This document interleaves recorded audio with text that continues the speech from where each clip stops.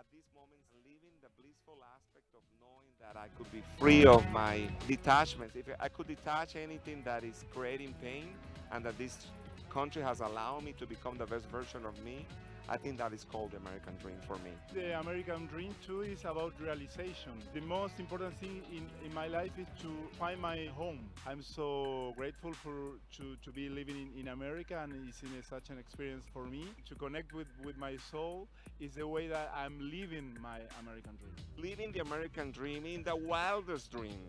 Who would I ever thought that I was going to live in New York City, having these amazing choices and possibilities? America has been the best gift I ever had because it has allowed me to become the best version of who I am. Everyone has a right to the American dream.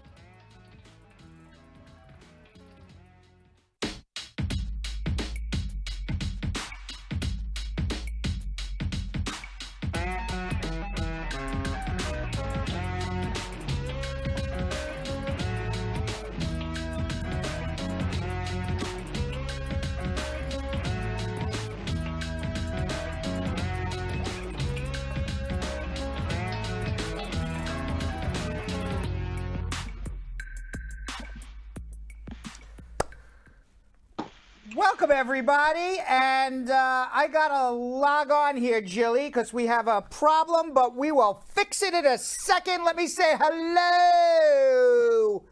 Let me kind of wave in here to Yo-Yo. Ness-quick. Oh. Oh. Where'd you go? There he is. Front and center. Oh, Yo-Yo's pulling one of these, and we're back. Hey. Hello. What's up? Now it's your show. Goodbye. Oh, now we're never mind. back. Hello. What's going on, guys? How was your day? Good. How you doing? Fabulous. Fabulous. How you doing, Ness-quick?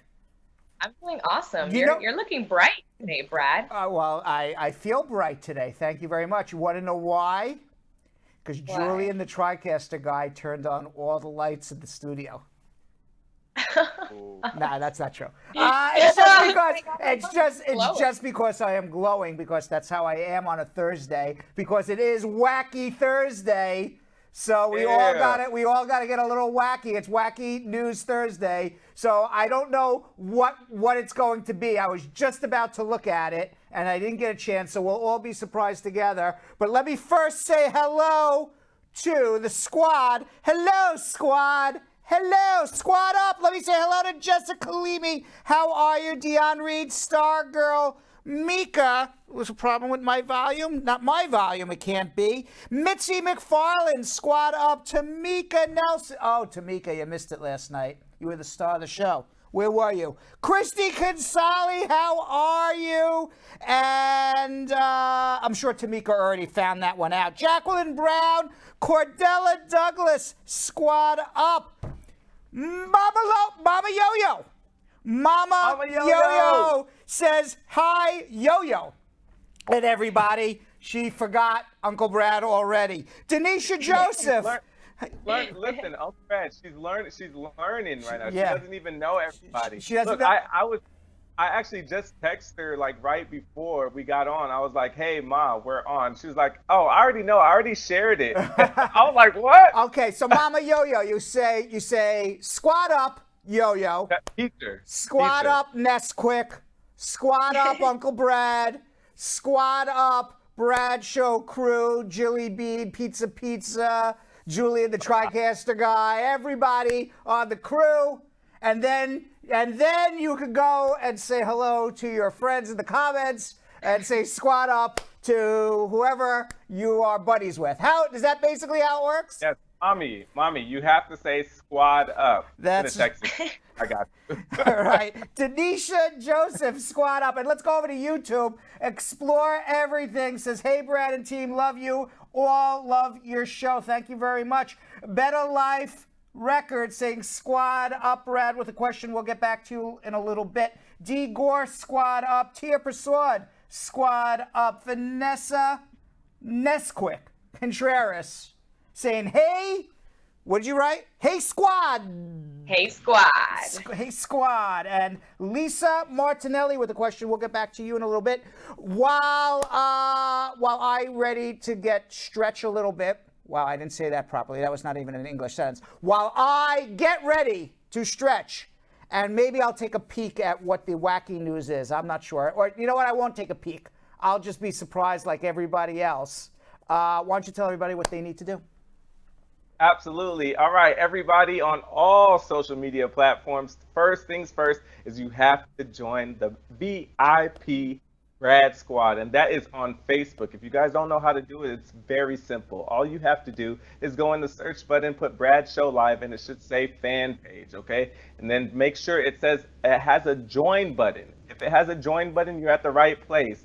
What you will get with that, we will play games with you. We will throw you guys different contents that we won't throw on any other social media. And most importantly, you can throw in a question anytime throughout the day. And the first 5 that we get, we're going to answer those before any of the social media questions, okay? So make sure you guys do that right now. Okay, now, for Facebook, first things first, we need you guys to share. It's very simple. All you have to do is click that little arrow to the right, it's pointing to the right, and share it to anybody's page. This is the most important thing that you guys can do, all right? While Uncle Brad is out there throwing out all of the advice, while I and Ness-quick are asking all the questions, all you have to do is share. That's what we really, really, really need from you guys. All right, so click that little arrow, throw it to anybody's page, throw it into groups. Cultural groups, throw it in an inbox. You can tag people, you can copy the link, and you can send it to anybody. We need you to do as much as you can. Throw it to all your friends and family, because I guarantee one of them either needs help with immigration or knows someone that needs help. So make sure you guys do that. Also, throw in all the emotions that you're feeling, like love, smiley face, sad face, wow face. We're going to be schmoozing with Brad a little bit later, so I know you're going to have a lot of emotions from what we're going to talk about. And also throw in all your questions and comments in the section and interact with each other. Talk to us. And Ness-quick, what else are we going to be doing? Alrighty, squad. So on YouTube, if you haven't already, you should already be subscribed to our channel. So make sure you press that subscribe button and turn on the notification bell so you know when Brad's show is on live Monday through Friday. And like Yo-Yo said, we love to see your interaction and the engagement. Brad is sharing so much value and so much knowledge, and all we need from you guys is a great thumbs up. And right next to that thumbs up, you'll catch a little arrow where you can also share via YouTube. Send it as a text message, send it in groups, send it to family and friends that you know need this. Or, hey, you don't know if they do need it, but someone that they know might need the information that we share here. Like Yo-Yo mentioned as well, please make sure that you put all of your questions and your comments, your reactions for our comments of the day, as well as for our team behind the scenes to be able to catch your questions. Leave them in the comments below.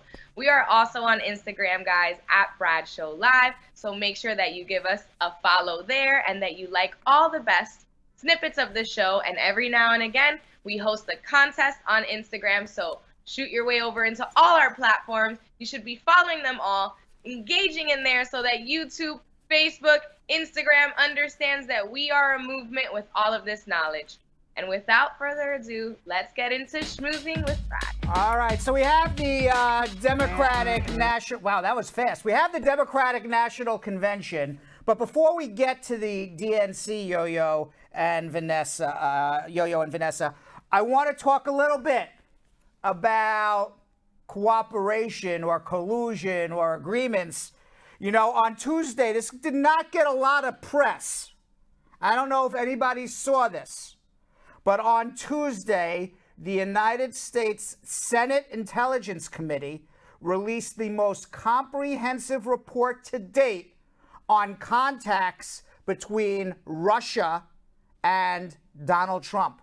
This bipartisan report, it's bipartisan, Republicans and Democrats said this, reveals new information about contacts between Russian officials and associates of the Trump campaign.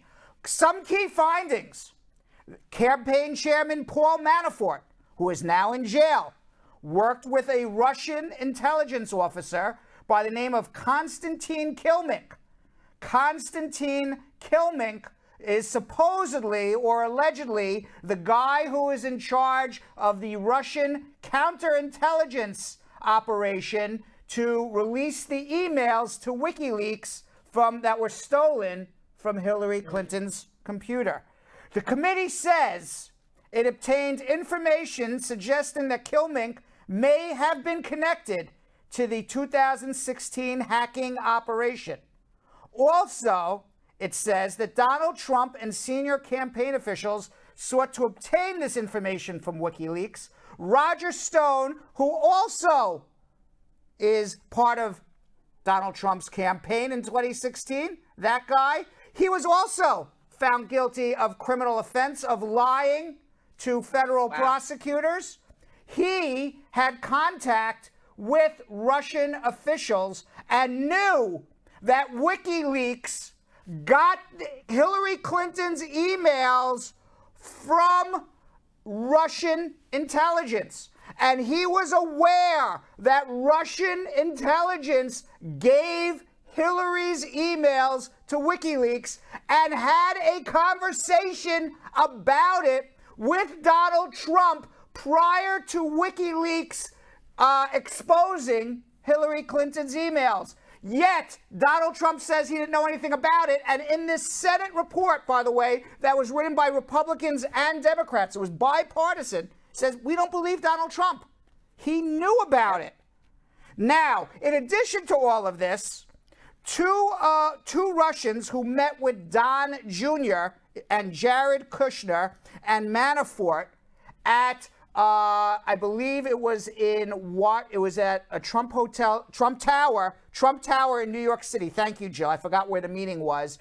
Two of those officials had direct contact with this guy Kilmink, who had direct contact with Manafort, who this guy Kilmink was allegedly in charge of stealing the emails from Clinton and giving them to WikiLeaks. But Trump knows nothing about this. Kushner knows nothing about this. Manafort is in jail.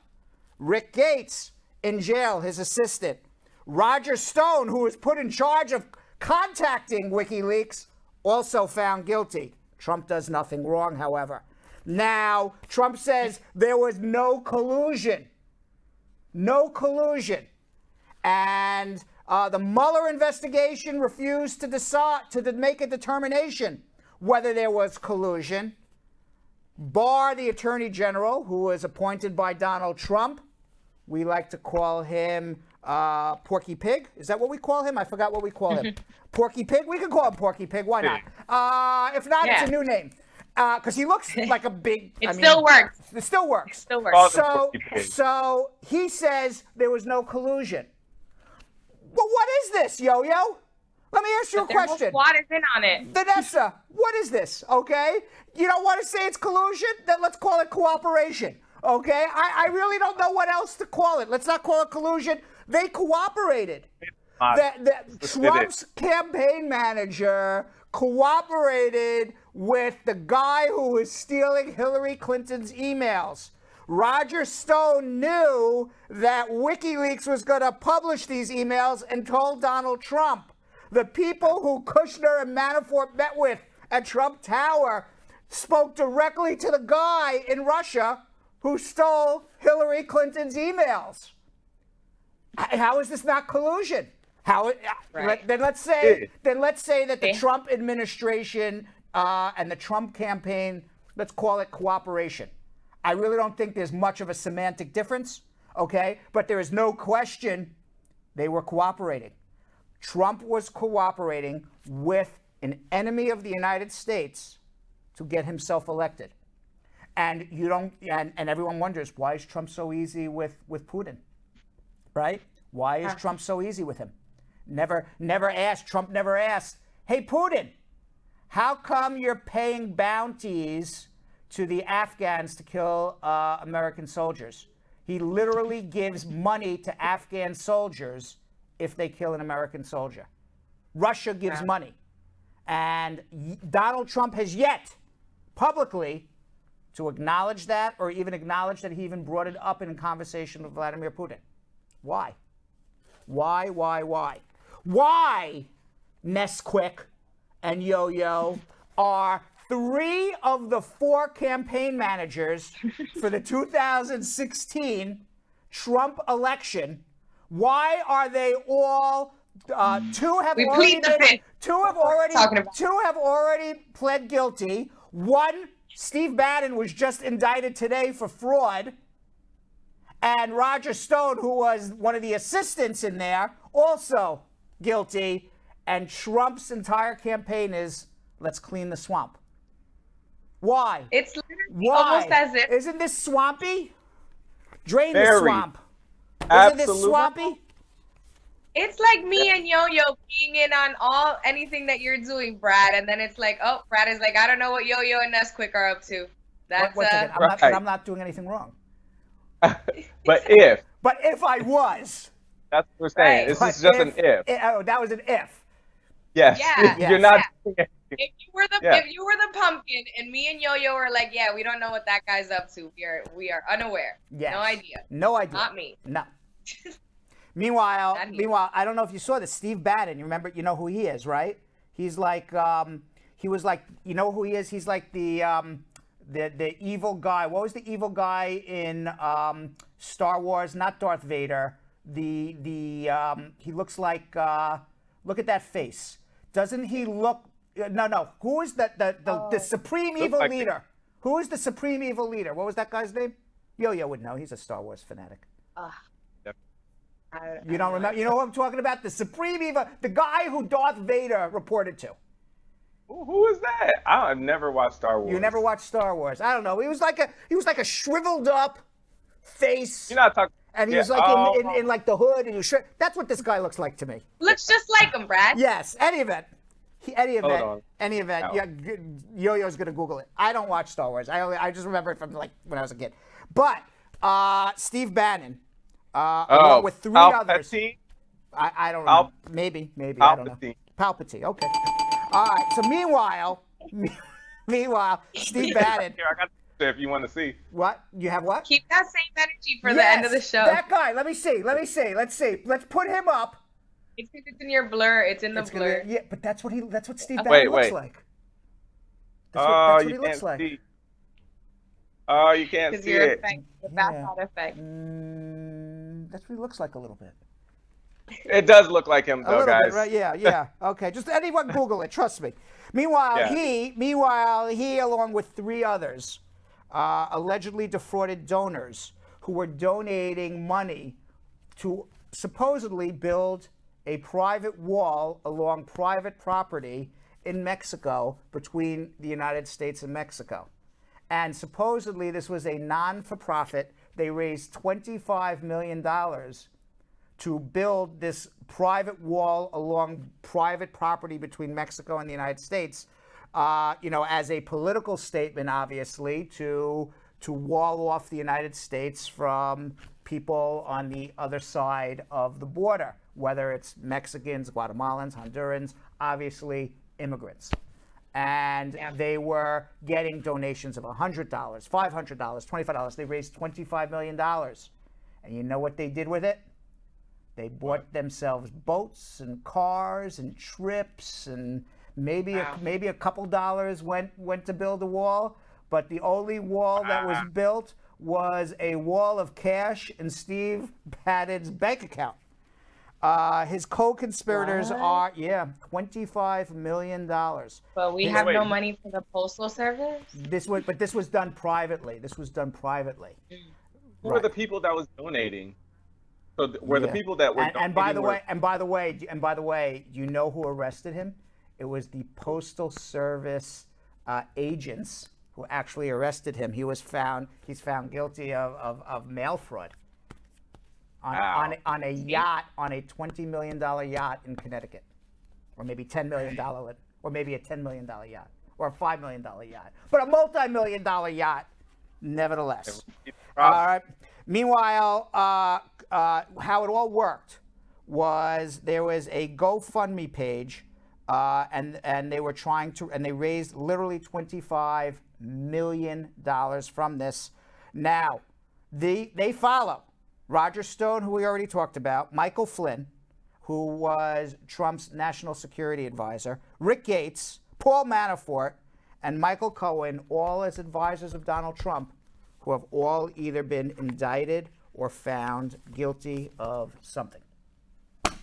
What do you say about that, guys? They're all guilty. That's it. I'm all up. I just like drain the swamp. They just added to the swamp. They have made this swamp bigger and bigger and bigger. And I don't, and it all goes back to what I said yesterday. People don't care. And a lot of people say, all right, I can deal with Trump's mouth. I don't care that maybe he's enriching himself. He changed tax codes to help real estate. Guess what he owns? Real estate. Okay. Guess what Jared Kushner owns? Real estate. So I don't care if he's enriching himself because he's putting money in my pocket. Because the only reason people would vote for him, and if you see the polls, it's who will be better for the economy in 4 years. It's the only poll that Trump beats Biden in. It's the economy. Biden tonight. He will be speaking tonight. What he needs to do is convince people, and actually he needs to convince about a 10% group of people who are in the middle, politically speaking, in the middle, in certain states, Michigan, Wisconsin, Pennsylvania, Florida, North Carolina. These are the swing states. He has to convince people who are undecided in these states that he will be better for the economy. He will put more money in their pocket than Donald Trump, because in the end, people vote selfishly. Sad to say. Yeah. Sad to say. Yeah. What'll directly affect me? Yeah. Did you watch any of the Democratic National Convention last night? I did watch some of it. You yes. did watch. What did you watch? No, I'm all for Kamala because Kamala, talking about yeah. HBCU, Kamala. Yeah. Talking about the HBCUs. This is really big for us. Black Greek fraternities and sororities, HBCUs, all of that. So this is history in the making. I definitely did. And of course, Obama. You know what I thought was the best line of the night, and I'm paraphrasing Kamala. And by the way, Obama was amazing too. Amazing. But I'm paraphrasing Kamala. I thought what really connected with me was when she said, and I'm paraphrasing what she said because I don't have the exact quote in front of me, was when she said, my mother came here from India to go to school. She was a student. She didn't know whether she was going to stay or not. And she met my father, who was Jamaican, her mother being Indian from India, East Indian, not West Indian.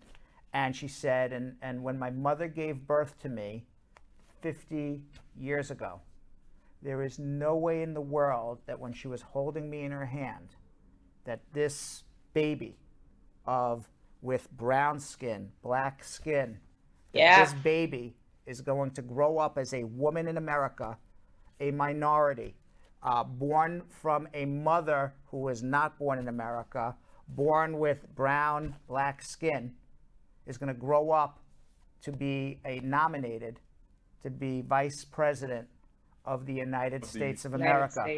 And it gave me chills. That gave me chills when she said that. And it goes back to really everything that this show is about when we say, what's your American dream? And maybe your American dream is not your dream, it's your dream for your children to grow up and be the Democratic nominee for vice president of the United States. And Kamala's mother, she's not here anymore, and she says, the one wish she had, and she said this in her speech, the one wish she had was that her mother was alive today to see this. But there is no way in the world that you would have asked, and I don't know this woman, I don't know Kamala, I don't know the family, but I could assure you, there is no way in the world that you would have asked Kamala's mother couple of years in America from India, came here to study as a student, married a Jamaican man, gave birth to a female 54 years ago who is half black and half Indian, that this girl in my hands in the hospital is going to become the vice president or potentially the vice president of the United States of America. No way. No way. No, And to people me, would have laughed. That's right. And to me, that was the best line of the night. And it gave me chills of as great as Obama was, and he was the best speaker of the night, no question about it. I mean, he brought the house down. But he is a natural speaker. As great of a speech he gave, and I was even watching on CNN, they said it may have been his best speech he ever gave in his life, Obama. As great as that speech was, I still walk away thinking about what Kamala said about her mother giving birth 54 years ago, that, you know, a woman from India married to a Jamaican 54 years ago, my mother, and said, 54 years from now, your daughter's going to be vice president. Mother would have been, no way. It will never happen. And that, there was that to me is the American dream. I wish I would have watched. Was there a point in the convention yesterday where they were playing? Was there a Spanish performance? There was. It was Royce. Prince Royce. Prince Royce, right. Prince Royce. Right. So what's very important about that is that the particular genre of music that was chosen, which is bachata, is like, it stems from the Dominican Republic originally, and it's actually like where I grew up. Even like that genre of music was for the poor. Like, you didn't grow up like listening to that. Like, if you listened to that, like, you were a lower society, like lower class. And like, for there to, I'm upset that I missed last night because there was that performance. And for us in the Latino community is like, that's historic. But bachata is now mainstream. Yes, but it's still my fiance, who is not Latina, she's white European. That's what she listens to, bachata and reggaeton. Yes, but on the actual totally island, mainstream. It's not appreciated. Yeah, it's not appreciated. It's not appreciated from as a mainstream music now. It is now, like, it's socially accepted. But my mom growing up, like, she wasn't allowed to listen to that because that was like lower class music. Was that like, you know, don't listen to rock music in the 50s, that, you know, you should be listening to jazz? And I guess rap. Yes. Right. Yeah. Absolutely. And now there's bachata at the Democratic convention. Yeah, but it's absolutely mainstream now. It's absolutely mainstream. It's a breath of fresh air, you know, to go through what we're dealing with for the past 4 years, like in the government, and like to actually see that this could be our government, this could be our future. You know, I felt like it was just a breath of fresh air. You know, so I'm just praying. You know, you know, when I watched on Tuesday, and they had the roll call of the different people. You didn't watch on Tuesday. They had a roll call that when they nominate Joe Biden as president, and they had a roll call of different people from around the United States. You know, I'm from the great, you know, state of Alabama, and we vote 10 votes for Biden, 3 for Bernie Sanders, and they would go from state to state to state, and it reminded me a little bit of what we do in the beginning of our show with the American Dream, because what we do with our American Dream is to show the fabric of America. The fabric of America is a country of, there's only one group of people who are not immigrants in America. Those are the indigenous Indians. Outside of that, everybody is an immigrant. You either came here in bondage or you came here under free will. Right. But everybody is an immigrant. And when it just showed the diversity of America, how great America is, that, you know, what a melting pot we are. And it'll be very interesting to see next week a Republican National Convention that is going to really not show what the Democrats are able to show. and it'll be interesting to see how they can pull it off. Because to me, when they were going from state to state to state, and we saw the diversity of America, it was beautiful, and it kind of reminded me of what we do in the beginning with American Dream. And somebody told me today, it was very interesting. And tell me what you think of this. Somebody told this to me today. Their father is a first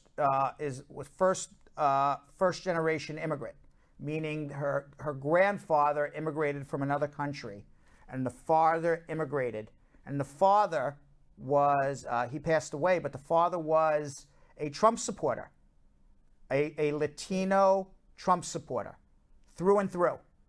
And I said, why do you think that somebody would be? I asked this question. I said, why would somebody be Latino? Why would they support Trump? Trump comes out and says, "You're a murderer. You're a rapist." Everybody south of Texas, south of New Mexico, they're all murderers, rapists. They're stealing our jobs. Why would somebody do that? And she goes, "I don't have an answer, but the best answer I can give." And tell me what you think. I don't know. I thought it was interesting. I never heard somebody say this. He's trying to assimilate. He's trying to be American and assimilate and be American rather than and kind of say, I'm going to lower my profile of being Latino, lower my profile of my culture, and try to assimilate more to being a white American, blend in. And I said, I never heard that, but it's an interesting theory, because I don't understand why anybody would especially a minority, an immigrant, why would they ever support Trump? Right. Yeah, I've never understand that. That makes sense. Yeah. Meanwhile, let's get to some wacky news. How about that? Wacky news. All right, because it's Wacky Thursday. There we are. I am the cream between the two. I'm making an Oreo sandwich in there. So meanwhile, it says residents of a Swiss town, Yo-Yo and Vanessa, residents of a Swiss town got a bit of a shock when chocolate snow covered their community. It started snowing particles of a fine cocoa powder after the ventilation system at a chocolate factory malfunctioned. The Lindt and Sprugginelli company confirmed local reports that there was a minor defect in the cooling ventilation and cocoa started flying out of the vents of the factory. The fragments of crushed cocoa beans, those are the basis of the chocolate, combined with strong winds, the cocoa powder spread around the entire vicinity, and it was snowing chocolate, Yo-Yo. It would have been magical to me. Now, the company says one car was lightly coated and it offered to pay for any cleaning needed. Factory production was able to continue as normal once the ventilation was fixed. That would be very cool. Imagine walking by and like it's raining chocolate. It's like out of a movie, right? As long as it's milk chocolate, I'll take it. Now, one of Tokyo's most popular districts has recently added some unusual new attractions. It has transparent public toilets. Though the restroom sounds risque, they're actually part of an innovative project aimed at changing people's perceptions of public toilets. Designed by Sagru-Ban Architects, a prize-winning architecture firm, the two new sets of transparent toilets have been installed in parks. Now, there are two things people worry about when entering a public bathroom. The first is cleanliness, and the second is anybody watching? Now, Sagru-Ban Architects design tackles these two concerns by offering a toilet with glass walls that at first allows the people to see inside. But once a user enters the toilet and locks the door, the walls turn opaque. At night, the facility lights up the park like a beautiful lantern. That sounds like the fanciest public toilet I've ever been to. Right. Now, I like that. Now, part of I don't like public toilets. Yeah, but it frosts up the glass. That's kind of cool. Now, part of the thrill is that once inside, you can't tell if the glass is frosted or not. So the walls between the compartments have mirrors installed, adding to the weird feeling of being on display. So when you're inside, you see outside, you see everybody. I don't like that part. But when the people outside don't see you, you're like, wow, would you trust that? Would you trust? I wouldn't. Would you trust that nobody can see you? Let me tell you something about me. Like, I think this is anybody. When you go in number 2, especially, not saying that you should go number 2 in public, but like, you never know. You might have had a bean burrito that just went south, you know? But like, when you're using the restroom, you want to make sure that you're secured. So that's why I like my little stalls. I don't even like going into the little urinals where everybody can see. I like going into my little stalls. I know nobody looking at me. I'm not looking at them. I don't want to see nobody. I don't want nobody to see me. I need to do that in my own space. Now I need to focus. I would think it would be kind of cool, you know. Now, apparently you have to lock the door for the glass to become opaque from the outside looking in. Imagine you're in such a rush you forget. And you forget. Well, then you're in trouble. Then you're in trouble. But I would, if, you know, talking about going to the bathroom, I would take my newspaper and walk in, you know, sit down, put up my newspaper, lock the door, and the people looking in, I go, hello, and then go back. Whatever. You wouldn't care? Peace out. They want if that's their thrill of watching Uncle Brad on the can, then let them. I mean, what am I gonna say? You know, make people happy. Okay. What do you think, Ness-quick? Would you use that toilet? It looks really pretty. It looks very aesthetically pleasing. Why not? All right. So, meanwhile, for months in quarantine, a woman by the name of Johanna Arguto, an unemployed teacher in Chile, she was scrolling through social media to take her mind off of her dwindling savings and the 4 children she had to feed. Now, inspiration struck her when she and her boyfriend came across a post with a photo of Mel Gibson. Arguto remembered she had a large stash of organic honey in the pantry. Mel sounds quite similar to the Spanish word for honey, miel. Is that how you pronounce it? Miel. Okay. Miel. So on a whim, Arguto had a friend sketch out a logo with an iconic scene from the movie Braveheart, printed a handful at home, and glued them onto a glass jar. And that was the origin of Miel Gibson, which catered, according to the label, only to the brave. And she started her business. And you know what happened after she started her business with Miel Gibson, honey?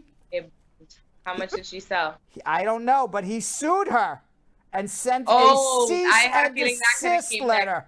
The letter said, we are lawyers to those damn lawyers. Those effing lawyers. Hard lawyers. Poor woman. Doing their job. Poor woman's trying to sell some honey. She doesn't have a job in Chile. Those effing lawyers got to write her a cease and desist letter. The letter said, we are lawyers to Mel Gibson. It has come to our attention. You are illegally using Mr. Gibson's name. Please cease to do so and stop selling your honey. I agree. You agree? I don't care. Hell yeah. Like, he worked hard for where he is. He worked hard for where he is. He worked hard for that name. So if he allowed her to do that, it's unfortunate. But like, I can go right outside and there's a family there that doesn't have a job. Like, they're not going to take somebody's name, because if he allows her to do that, then the whole world can just do that and just make money off of Mel Gibson's name. That's not fair. Yep. All right, Jill, cancel Yo-Yo's Yo-Yo and the Ness-quick milk mix. Please cancel. We don't want to use their names now. Because I will hire one of your lawyers. And get me cancel Yo-Yo's Yo-Yo. Cancel Yo-Yo. Cancel Yo-Yo's Yo-Yo. Cancel Yo-Yo's Yo-Yo. We're bringing back the Yo-Yo Yo-Yo. Because listen, you can't buy a Yo-Yo these days. I was thinking about it. Let me tell you. There. Even my mom even sent me. There was somebody that lives out in Ethiopia that went to go get like some jackets made, and he opened the pictures and it had my face on like all these jackets like that they just put on me. And I'm like, I didn't agree to that. They're making money off of my face and my name. That's not cool. I don't see none of that money. So you know what? You know what this woman did in Chile? She didn't take it lying down. I'll tell you what she did. She said she invested so much time and effort in her Miel Gibson honey brand that she went public with the threat. So her plight got plenty of sympathetic press in Chile and beyond, free legal advice, and that, I don't know, hundreds, thousands, but a torrential amount of orders. So what would be your free legal advice for her? Well, she doesn't have. It depends on what the laws of Chile are. So he could do whatever he wants in America, but she's in Chile, and she's selling her honey in Chile. So he would have to go hire lawyers in Chile and bring litigation in Chile. Who the hell knows what the laws in Chile are?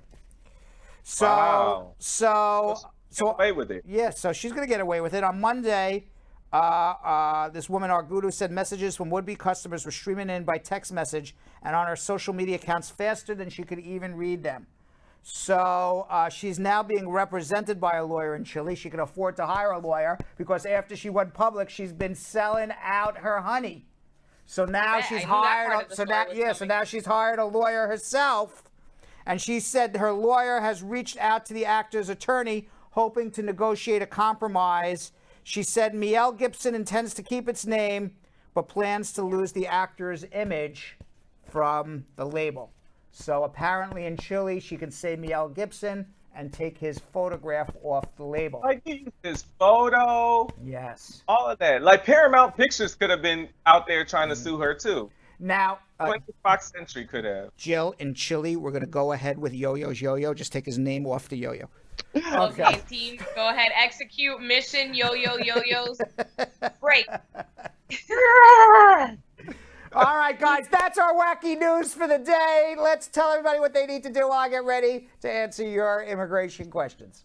Absolutely. All right, you already know what time it is on Facebook. It's time to start your watch parties. I know some of you guys have already started it, but start it right now. This is the time because everybody needs immigration answers. I know you either know someone who needs it or you might need it. So make sure you start your watch parties. The reason why we like this is because it takes a video from our page and it puts it on your page, and you are the host. You literally have your own comment box. When you see comments of people, all your friends that are commenting on that box just from your watch party, that's just with you guys. We don't see that. All right. So make sure you bring them to the main page. Say, hey, if you like this show or if you have any questions, go to the main page, become a Brad Squad member. All right. So all you have to do is click that little arrow where it says share, start your watch party, or host a watch party, and start. Now, Ness-quick, what are we going to do on YouTube? Okay, squad, on YouTube, you already know you should be subscribed and turn on that notification bell. Make sure that you know when we are on. And you can also share, friends. I'm taking a look at us here on YouTube, and I don't know about letting Brad answer these questions because I'm going to need some more thumbs up. I have over 140 viewers, and I only have 36 thumbs up. You guys have no idea how much those likes help. By the way, just a public service announcement. I meant to ask you this question quickly in 30 seconds. You watched the Democratic National Convention last night. Did you see the video of the woman who got deported when they were doing the immigration? Did you see that video of the woman and her husband was a Trump supporter? Look familiar. Her name was Alejandra Juarez. Mm-hmm. She was familiar. She was featured last night at the Democratic National Convention. Remember, now, if you remember, Vanessa, you may not have been here at the time, but in 2018, this entire family was on Bradshaw Live. And she was highlighted last night in the Democratic National Convention as the problem with immigration. And she came to the United States without inspection 20 years ago. She had no criminal record. She was married to a U.S. Marine. She had 2 American-born children, and she was deported back in 2018. And I had spoken to her right after her deportation. She's still in Mexico. Her husband's in the United States. We're going to play back that interview later. I remember when I was watching that, I was like, when I was watching it, I was like, yo, I didn't remember her face, but I remembered that story. I was like, there can't be another. It was the same story. Same story. One. Yep. Yeah. I think they got it. Wowzers. Now, if you ever want to give a thumbs up on YouTube, today would be it. Continue, Vanessa. Yeah. Exactly, guys. So giving us those thumbs up, thanks, Yo-Yo. That just lets YouTube know that there's some great work happening here, guys. So all we need from you guys is that thumbs up, and make sure that you share.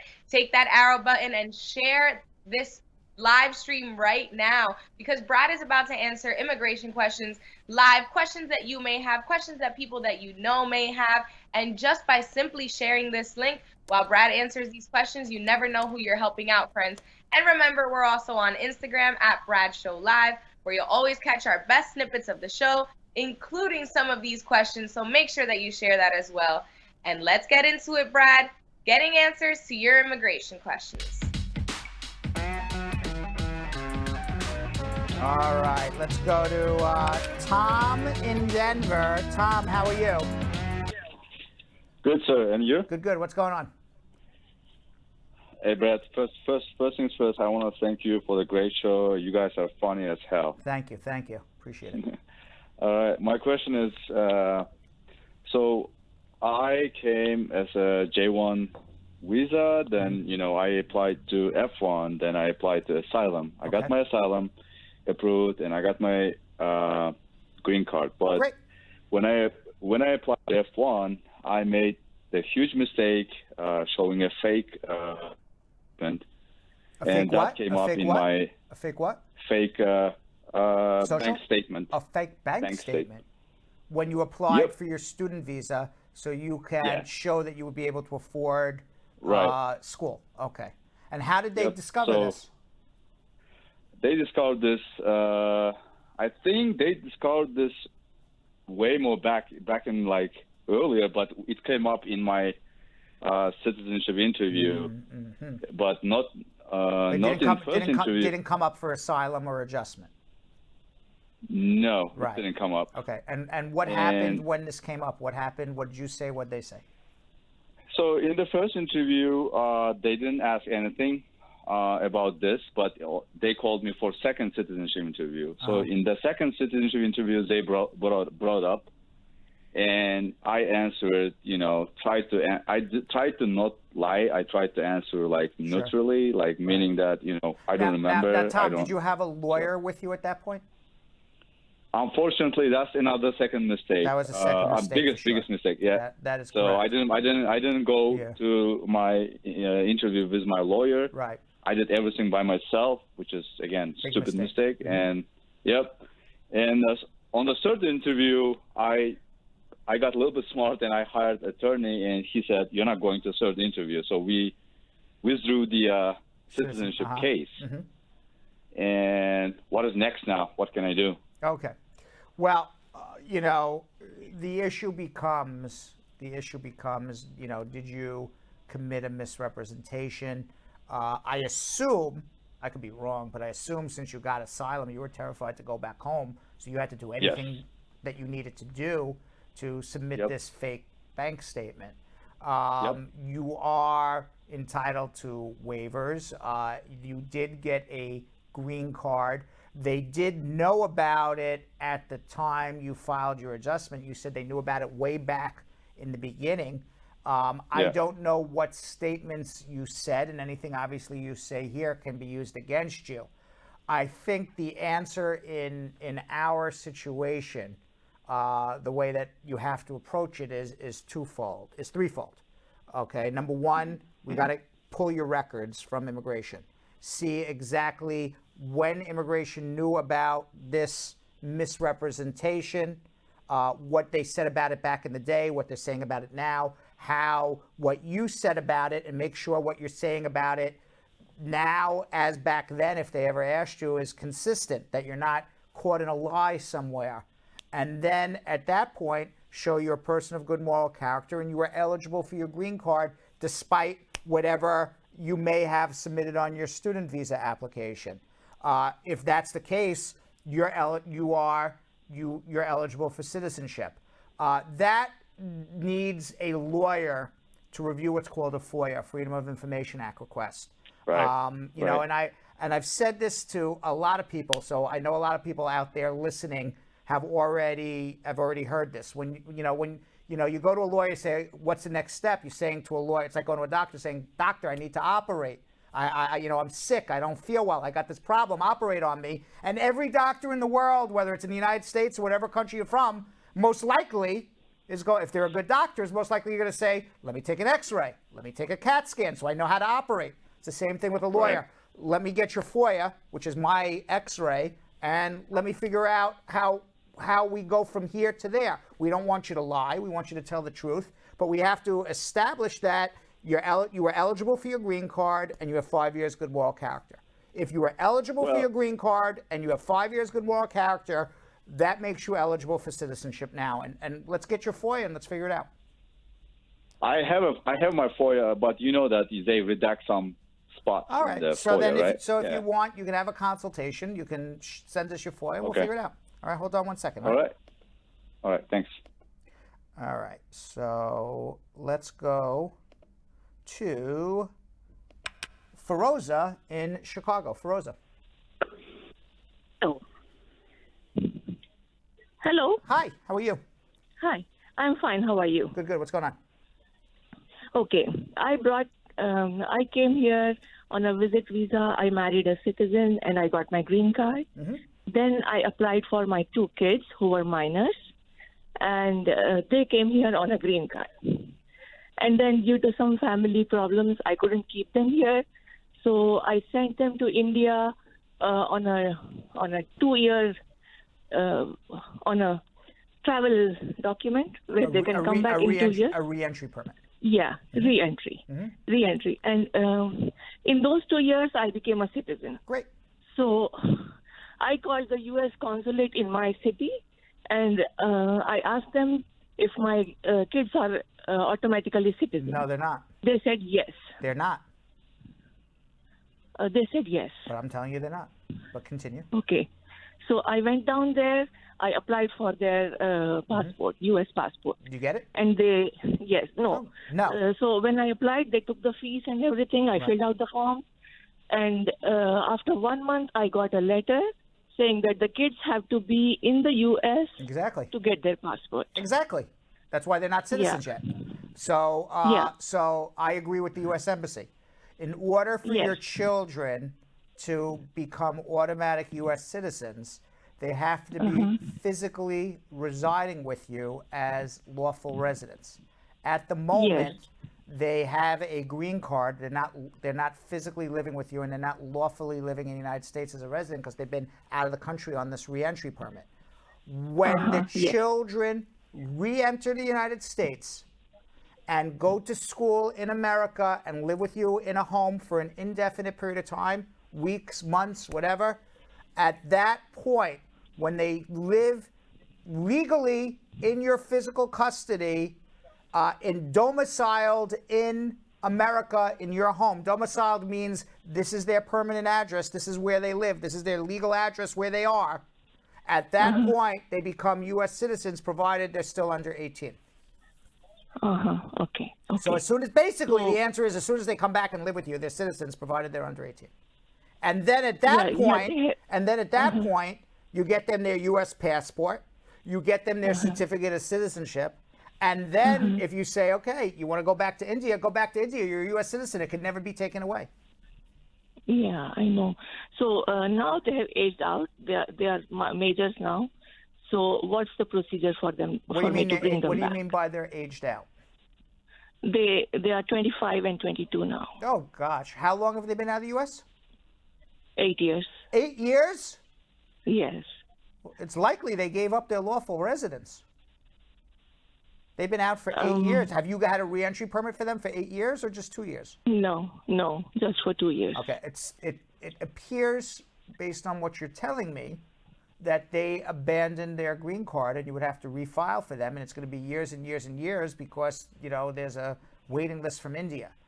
One thing you can try, I don't know if it'll be successful or not, but one thing you can try is apply for something called an SB1 visa.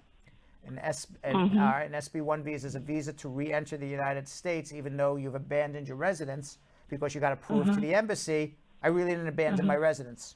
I have my I have a lot of stuff in America. I got my mom. I have a home. I have my clothes. I don't know, whatever you have here to show that it was never their intention to abandon their residence. Maybe they were in school all of these years and they just finished school and now they want to come back. And it was never their intention to abandon. I don't know. We would need to have a conversation and see what our best arguments would be. But the reality is they've abandoned their residence. They can try for the SB1 visa and hope it'll work. Okay. Okay. All right. So hold on. So, should I apply for the 130 now, or I should? No. Well, let's try the SB1 visa first, because if you apply for the I-130, then you're acknowledging that they're not a lawful resident anymore.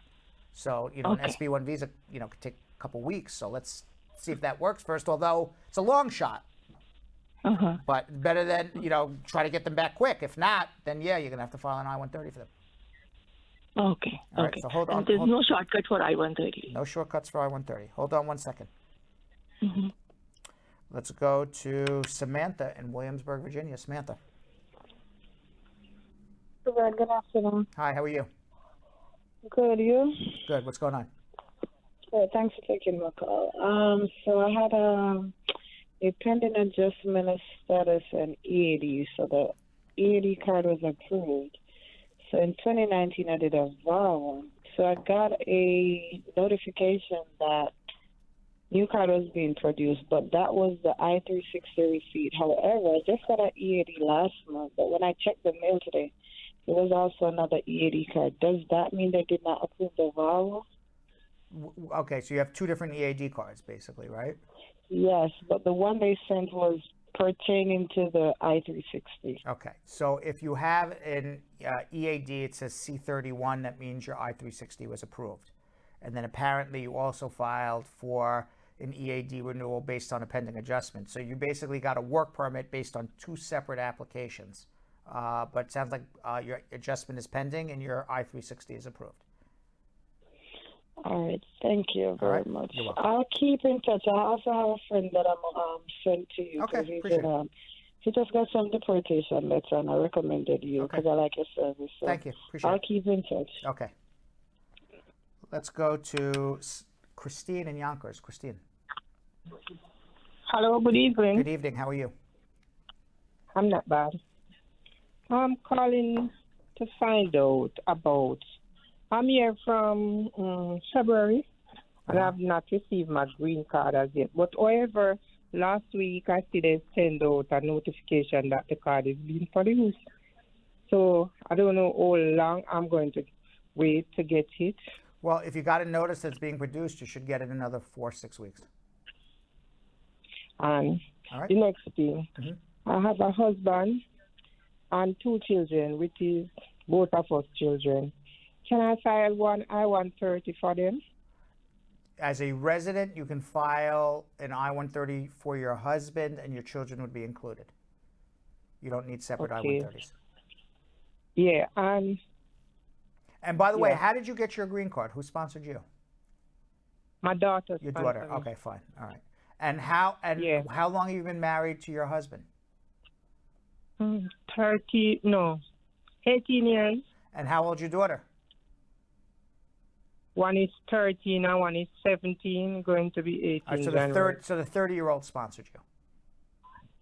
Pardon me? The 30-year-old sponsored you.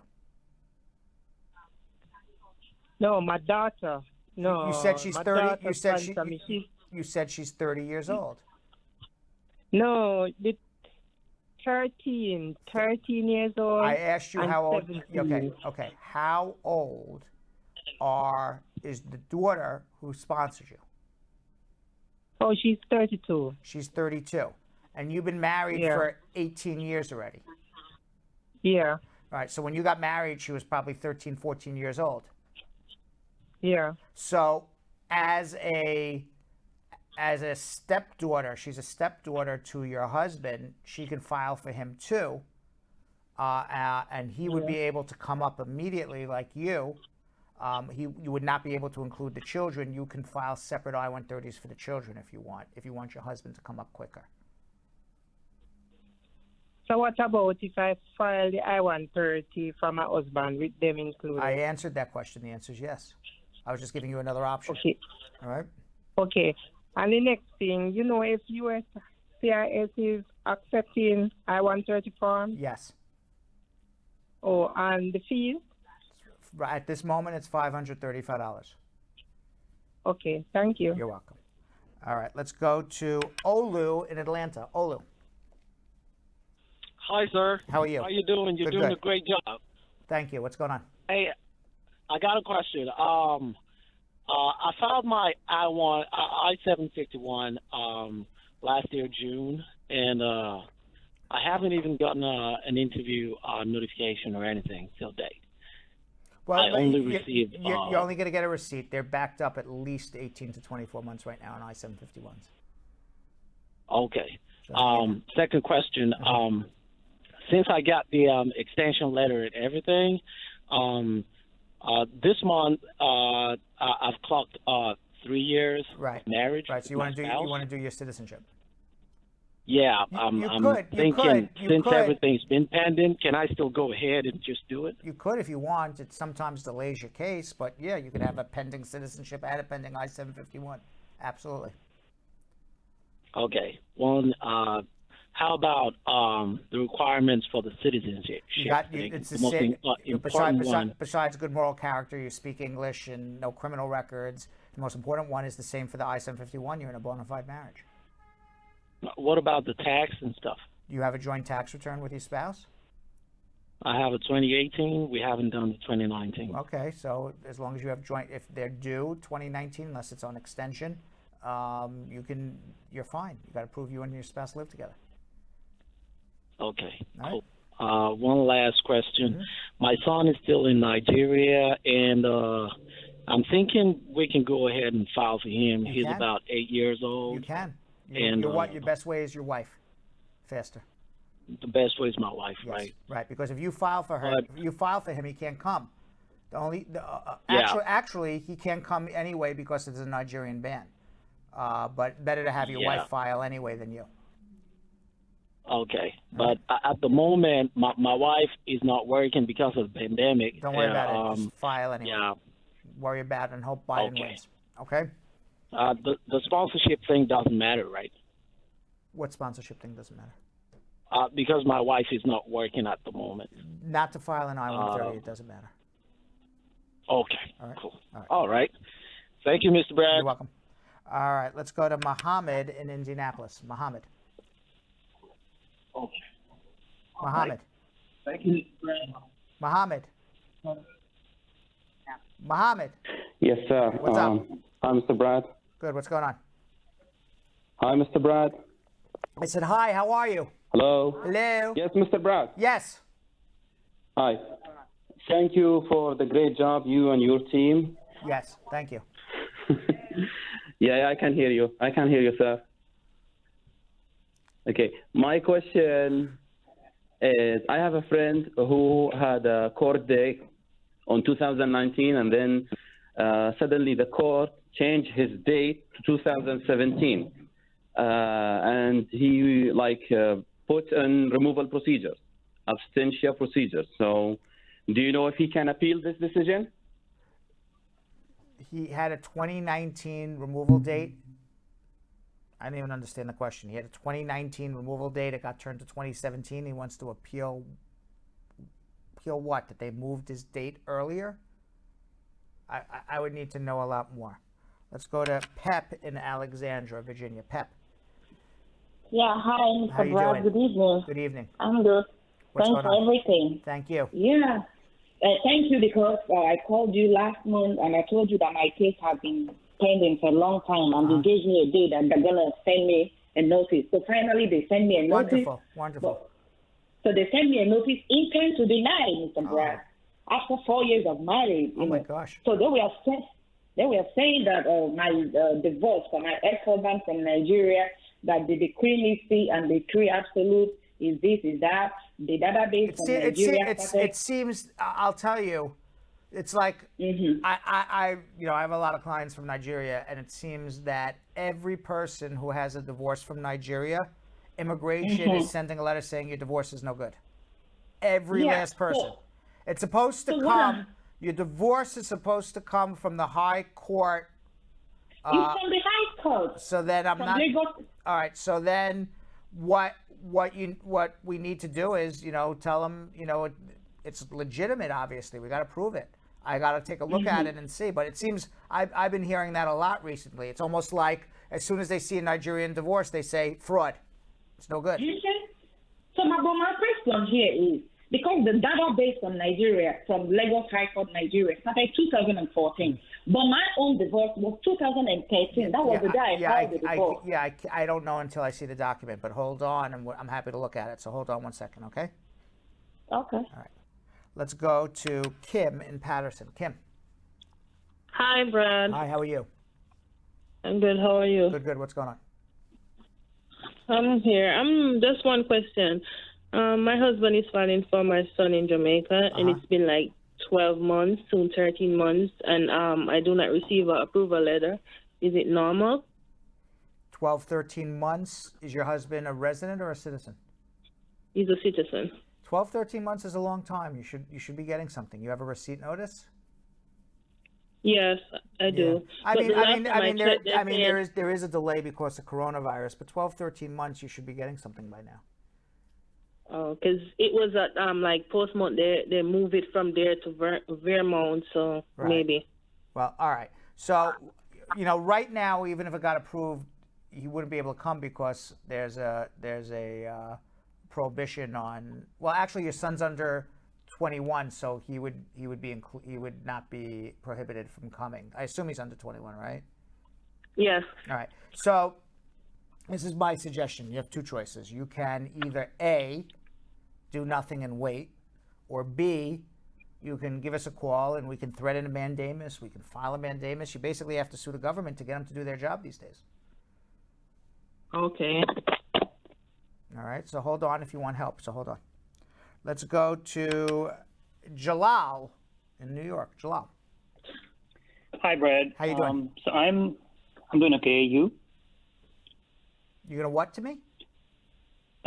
Just asking how you doing. Oh, I'm fantastic. How are you? So my situation is this: that I'm spouse of a U.S. citizen. I came here on a B1, B2 visa. I got married after the 90-day period, and my application is almost ready. So I'm about to submit my application, but I have two kids from a previous marriage. One of the kids just joined me here in the U.S., and the other kid is still in Pakistan. So I want to know when and what to submit for the child who just came here. I believe that I'll have to apply for a status adjustment. How old is your child? She's 7. All right, so you're gonna file. Your wife is gonna file an adjustment for her. So she's gonna file the same thing you're filing: an I-485, an I-130, an I-864. You live in New York, so you're under old laws. You don't need the 944. If you want to get her a work permit, you file. She's not going to work as a 7-year-old, but you get her a social with it, an I-765. You're going to fill out the same exact form she's doing for you. Oh, the exact same forms and even the travel document, right? Yep. And lastly, the child who is still in Pakistan, what should I submit for that child? Just an I-130 by your wife. Just I-130? Yes. All right, perfect. And I just want to make sure that I need to wait for 90 days for me to apply for the status adjustment for the child who just joined me here? That would be smart because you don't have a green card yet, so they wouldn't give your daughter a trouble because she can't control when she files. She's a 7-year-old, but I don't want them to put any sort of fraud on you, because they could always say you brought her here to get her a green card, you committed some misrepresentation somehow. All right, got you. That's it. Thank you so much for your answer. All right. Appreciate it. Thanks. Let's go to Michelle in Indianapolis, Indiana. Michelle. Hi, Brad. How are you? I'm doing good. How are you doing? Good. What's going on? Well, I have a question. I've talked to you a couple of times online here. My husband is in Nigeria. I flew over and married him last year. And we submitted through the UCSIS or whatever for him to be able to come over here. Yeah.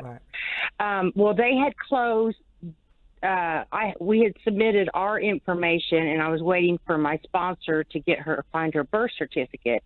So they had closed it, and when she went and got another one, I went ahead and resubmitted it through there, and it said it accepted it. But they had already said that they had received all the information and had closed it previous. So my husband went for his interview in Nigeria on March the 5th, and he had the information from our sponsor, but the guy didn't ask for any of it, so he assumed that he had already gotten it. Yeah, but right now from Nigeria, there's a ban. That's the problem. They're never going to give him a green card. Okay. Well, he got a letter like 2 weeks later for public charge. Yeah, well, they're going to give him all sorts of reasons for denial, but right now there's a ban. I don't know what you submitted. The only way you're going to get someone from Nigeria here is on a K1 or a K3 or until Biden becomes president, one or the other. Well, the K1, that's for... I know, that's for a fiance. K3 is for people with a pet, because right now they can't issue an immigrant visa. There's a Nigerian ban. They can't do it. So unless, I don't know why what you submitted for poverty guidelines, but I think at this point, anybody who's filing for anyone in Nigeria needs a consultation. All right, so hold on one second. Okay. Let's go to Joseph in Killen, Texas. Joseph. Hey, Brad. Hey, how are you? Thank you very much for picking up my call. May God bless you. All right. Thank you. Here's my question. Yeah. I kind of have the same question. I'm trying to file for my mama. Your mom where? And she's in it's the same. She's same a Nigerian. But file the I-130 and let's hope Biden becomes president. That's really what it comes down to. No, she's not in Nigeria. She's in Germany. But still, it's based on the passport. It's not based on where she's living. But still file the I-130 nevertheless, unless she has a German passport too.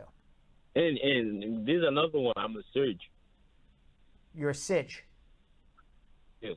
Yeah, Siges may not be able to file anyway for their mothers because, and you claimed your mother abandoned you. Yeah, but no, it's actually my dad. Oh, your dad? Okay, then you would be okay. Then you can file for your mom. No, for real, like this real, like there's reports. It's fine. So then you're fine. Part. So then you're fine.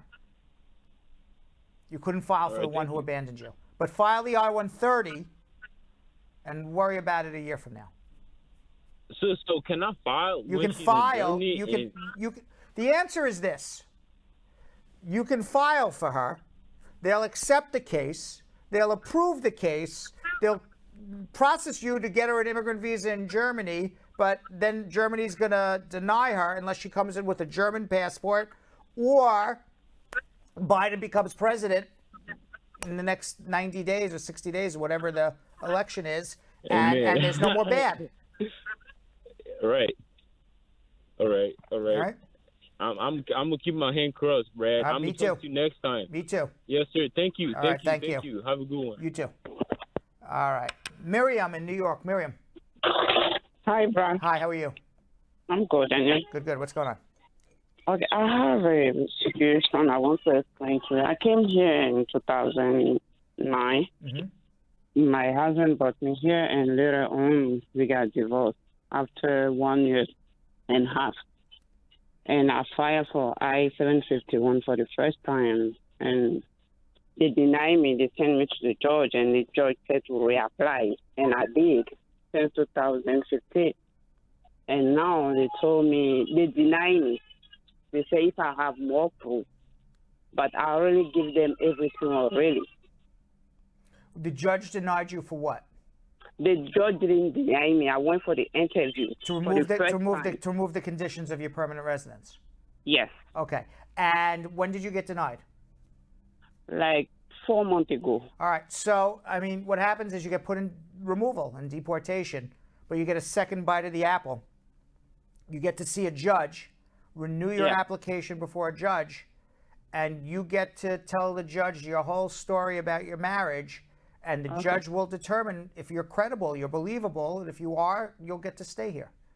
But the problem is I want to get married to another person because I'm dating somebody. You can do that as well and refile a new adjustment before you get put in removal. Oh, okay, but right. So I can get married, right? Yes, absolutely. Hold on one second. It sounds like you need help. Hold on. Let's go to Madhu in Reston, Virginia. Madhu. Hello, Mr. Bright. Hi, how are you? Good, good. Thank you for the work that you're doing. I just have two questions, actually. So I came here as a married. My wife filed for me. I came here as a married. So last March, I filed for my citizenship. Right. And 1 month after, I got pulled over for reckless driving. Right after You I got filed pulled over for what? for my citizenship. What'd you get pulled For over reckless for? driving. Reckless driving. Speed. Okay. Right. So I hired a lawyer, and then he went and took care of it. But he told me that so he took care of everything, but that I have to be on court supervision for a year. So I just want to know how that's going to play out for my citizenship. What do you mean? What do you mean supervision? What kind of supervision? It's like basically on probation, court supervision, that I don't have to. Was this reckless driving considered a criminal charge, or was it just a motor vehicle charge? It's a misdemeanor in Virginia, high class 1. Okay. But it didn't. Yeah. So it was, if you're on any sort of court probation or supervision, you can't show good moral character. So it could affect your citizenship in that respect. If the probation or supervision is over, then you could conceivably show good moral character. You know, you can't be denied citizenship because you're a bad driver. But if you were convicted of a crime, some driving infractions are crimes. I don't know, you know, the Reston, Virginia penal code or, you know, motor vehicle code off the top of my head. So it sounds like, you know, if you want, you can send me your disposition and we'll figure out. I can do that. Yeah, and we'll figure out. Hold on one second. Let's go to Tofik in Minneapolis. Tofik. Yes, how are you, Brad? Good, how are you? Good. You know, first of all, I want to appreciate you for what you're doing. It's very, very helpful. My pleasure. Okay. You know, Brad, my mom recently received to prove 2 of her children DNA. Uh-huh. So I took my mom DNA place. So the DNA place write a letter for immigration because they can't make it on due date because of coronavirus. Do you think they can extend the day? That's the question. You can, if you did the DNA and you did it under guidance by USCIS, the fact that you took your blood is all you need to submit. Yeah, it's under USCIS, like they. Yeah. So your response to their request for further evidence is: here's evidence I took my blood test. Here's evidence my mother took her blood test, and you can tell immigration to follow up for the results. No, my mom already gave, but they say because of Corona they can't send the kids like like before. What they did was they gave us a letter. I went to post office. So you got, your mom did it, and you have a letter from wherever your kids are saying they can't do it at this moment. They need an extension. No. The letter is from the same place my mom did it here in the U.S. I don't understand. Tell me the facts again. Maybe I'm completely confused. Okay, I took my mom like a DNA place. Right. So they took her DNA. Fine.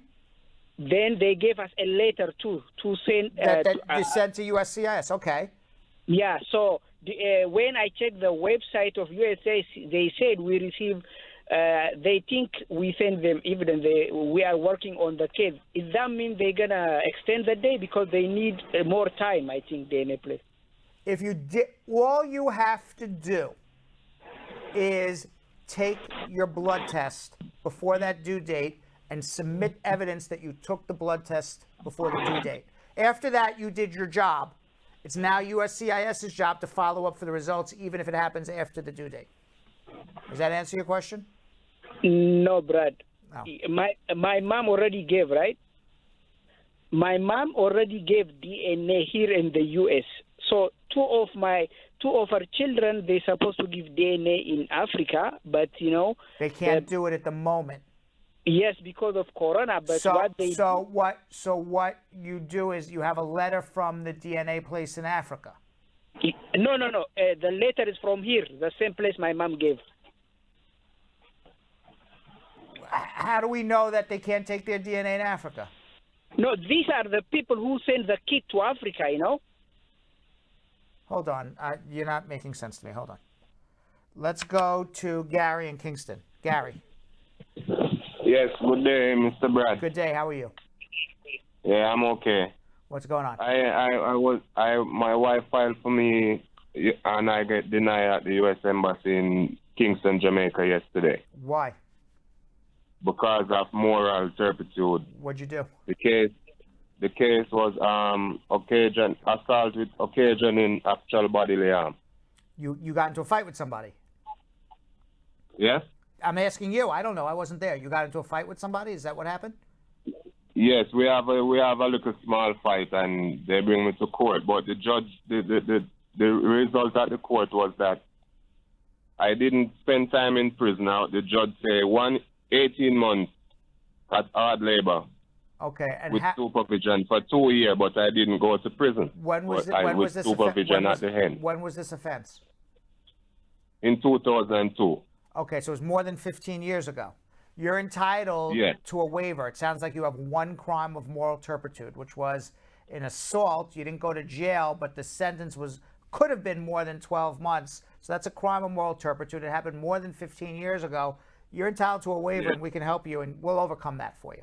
Because you have an easier waiver, actually, where they balance all the positive equities and negative equities, and that's should always be approved, those waivers that happen for crimes more than 15 years ago, crimes of moral turpitude. So hold on one second. We can certainly help you. You got to file that waiver. I'm sure. Did they gave you that opportunity? One more question. Yeah, but they gave you that opportunity to file a waiver, right? Yes, the counselor write a paper say I could write to the USCIS for a waiver. You don't write anything. You need to hire a lawyer. You don't want to hire me, that's fine. But if you think you're just going to write away and say, hey, give me a waiver, you're going to be right down the tubes. Yes, I have one more question. Sure. Yes, when I went to the U.S. Embassy Medical, the doctor interviewed me, and I admit stop smoking marijuana for 10 years. Is that going to affect me when the medical go by the embassy? I don't know what the doctor wrote. If the doctor wrote you were a drug abuser, it would affect you. To me, smoking weed 10 years ago and you haven't touched it in 10 years, that doesn't seem very abusive at this present time. And it was not fine in my urine. It was not fine in my urine. So I think you should be okay based on that. You know, again, sometimes the doctors are crazy and they write whatever they want, but and if they do, we'll have to contest it. But that doesn't sound like drug abuse to me. Okay, that's what I want to know. But I'll give you a call and I write a comment, and the lady that answer the phone, she say you will give me back a call towards this case. Hold on one but second. my wife is in Massachusetts, so she'll contact you. Perfect. We'll speak to you soon. Yes. All right. Okay. All right. So with that, in this Braducation, I answer the question: if I have ever been deported, will I ever be able to re-enter the United States? Let's watch.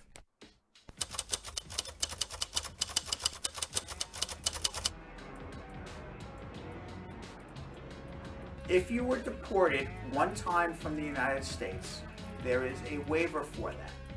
You may be eligible to re-enter the United States. If you were deported and you tried to re-enter the United States without permission and got deported a second time, there may not be a waiver for that.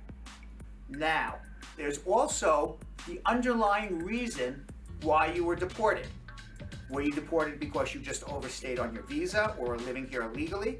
Were you deported at the airport for making a misrepresentation? Were you deported for an underlying criminal offense? How serious was that criminal offense? All of those need to be evaluated before anybody, including myself, can make a determination whether or not you can re-enter the United States after a prior deportation. But is it possible? In many instances. All right, we're going to get to our social media questions in a second, but I do got to remind everybody that if you did not get your immigration question answered here, and I don't answer your immigration question on social media, you can always follow me on Instagram at @RealBradBernstein and drop me a DM. I'll try to answer your question as best as I can. You can also follow us at Brad Show Live on Instagram. If you follow us at Brad Show Live, you don't like watching 2 hours of Brad Show Live. You don't like watching 2 hours of Brad or Vanessa or Yo-Yo. You get the best 2 minutes on Brad Show Live on Instagram. Just little biteable videos about everything from our show. And Yo-Yo and Vanessa, you have anything you need to tell everybody? Absolutely. You guys can follow me at Yonathan Elias TV on all social media platforms. And you guys can catch me on Instagram at Vanessa Contreras.tv. All right, you guys ready to do it? Something we like to call social media check-in. All right, everybody. Our first question comes from Better Life Records on YouTube saying, if the priority date passed on my CR1 case, do I need to reapply for a new immigrant visa? Your priority date passed. Well, there is no priority date for a CR1 because that makes you an immediate relative. So I don't know what they mean by the priority date passed. Are you saying that you got your immigrant visa and you didn't enter the U.S. in that 6 months they gave you to come to America? Well, then yes, you would need to apply for a new immigrant visa. I think that's what they're asking. I'm not sure. Be a little more specific. Chris Kelly on Facebook. If I'm a green card holder and my passport expires in December, can I travel back to my home country in November and apply for a renewal from outside of the U.S.? Renewal of your passport? Yes. Passport. Yeah, but you're not going to get on a plane. There's no plane that's going to allow you to get on a plane without a passport. So do your passport here. Okay, Muish Khanna on YouTube asks, how much longer will it take to receive an I-130 and an I-485 approval if my decision has been pending since February 2020? Magic 8 Ball. What's this gentleman's name? Muish. Moish. I don't know where he filed. I don't know if he went for an interview. He didn't. I don't know anything about the guy. But he wants to know when he's going to get his green card, which is basically his interview for adjustment of status. Will he get it? Will Moise, our friend from unknown area, with an adjustment we know nothing about, and we don't even know who's sponsoring him. We don't even know if he did the forms right. We know nothing. We don't even know if he's eligible to adjust. Know nothing about the guy. Will he get his green card by the end of the year? Magic 8 Ball. Magic 8 Ball says, it's Corona time, Moise. Even the Magic 8 Ball says cannot predict right now. We cannot predict. Oh. It's Corona time. We don't know. What else? All right, Vinod Kumar on Facebook. If I received my EAD card, but I have yet to receive my social security number, and it's been over a month, is that normal? You got your EAD, but not your social security number? No, it's not normal. Contact Social Security. SJ on YouTube asks, are EB3 nurses affected by Trump's proclamation? No, because you are first priority workers. Kylisha Brooks on YouTube. When will USCIS commence interviews for the Liberian Refugee Immigration Fairness Program? Sometime before December 22nd. Be Nice to Bees on Facebook asks, if I was denied VAWA and given 33 days to leave the U.S., is it possible for me to contest this decision? Yes, you could always file a new VAWA. You can, if you get put in deportation, you could always file cancellation removal for an abused spouse who's been in America for more than 3 years. But if you were denied VAWA, the first thing I would do is find a good lawyer, let him review the reasons why you were denied the VAWA, refile the VAWA, and fix the problem. Our next question comes from Marge Higgs on Facebook. Can a registered sex offender who is a U.S. citizen petition for his wife? He can, but you're going to need a Adam Walsh waiver. And those are very, very difficult to get, but the answer is yes. But a sex offender who's an American citizen, it's the only time ever a crime by an American citizen affects an immigration case for a family member? Okay, David Campos on YouTube asks, if I'm a citizen and my spouse is in Mexico, will my filing for unemployment affect her case negatively? The fact that you're unemployed will affect her case negatively. The fact that you collect unemployment will not, so you might as well collect the unemployment.